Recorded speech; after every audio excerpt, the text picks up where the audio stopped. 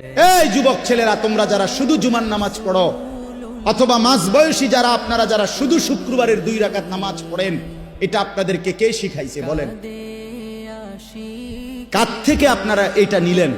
এজন্য যার ফজরের নামাজ কবুল হইছে তাকে আল্লাহ জোহর পড়ার তৌফিক দেয়, যার জোহর কবুল হইছে তারে আল্লাহ আসর পড়ার তৌফিক দেয়, যার আসর কবুল হইছে আল্লাহ তারে মাগরিব পড়ার তৌফিক দেয়, যার মাগরিব কবুল হইছে আল্লাহ তারে এশার নামাজ পড়ার তৌফিক দেয়। তাহলে আমনে চান্দু শুক্রবারের 2 রাকাত নামাজ পইরা আগে দিয়েও ফজর পড়েন নাই, পরে দিয়েও আসর পড়েন নাই, মাগরিব পড়েন নাই, সারা সপ্তাহ নামাজ পড়েন নাই, আমনের জুমার নামাজের কি দশা আমনে বুঝা?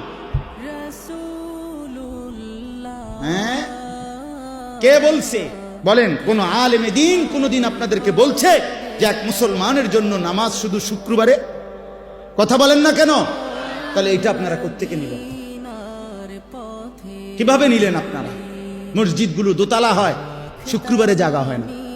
মসজিদ ভাঙ্গা নতুন মসজিদ হয়, জুমার নামাজে জায়গা হয় না।